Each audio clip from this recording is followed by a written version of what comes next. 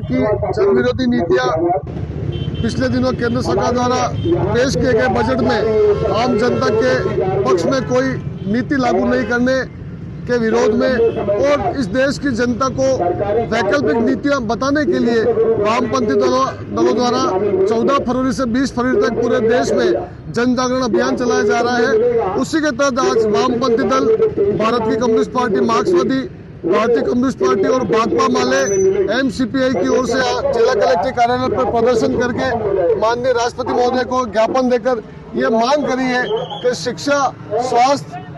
मनरेगा, खाद्य सुरक्षा में जो बजट के प्रावधान कम किए हैं उसमें वापस बढ़ोतरी की जाए। आदिवासी क्षेत्र है, जो दलित जो हमारी जाति है, उनके विकास और उत्थान के लिए जो बजट लागू करना चाहिए वो लागू किया जाए। इस बात को लेकर हम लोग यहाँ पर इकट्ठे हुए हैं। एक बात हम लोग देश की जनता को भी बताना चाहते हैं कि पिछले 6 महीने पहले हमारे देश के पड़ोसी देश श्रीलंका में जब पूरी तरह से बर्बाद हो चुका था, वहां पर श्रीलंका में वामपंथी दलों की सरकार चुनी गई और उस सरकार ने पिछले दिनों जब बजट पेश किया तो उन्होंने शिक्षा में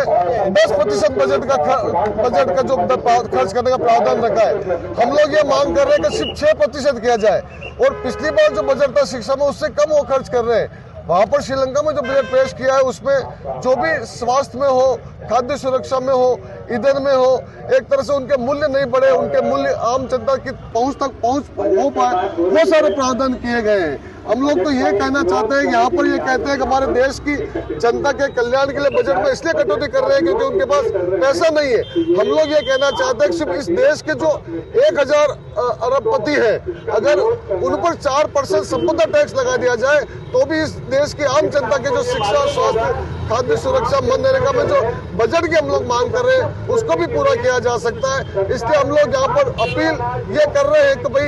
ये जब तक वैकल्पिक नीतियां हम लोग नहीं पेश करेंगे तब तक हमारे देश की आम जनता का कल्याण नहीं होगा। और जब देश में अगर लाल झंडा मजबूत होगा तो देश की आम जनता मजबूत होगी, आम जनता की आवाज मजबूत होगी। यही अपील करने के लिए हम लोग आज यहाँ पर इकट्ठे हुए हैं।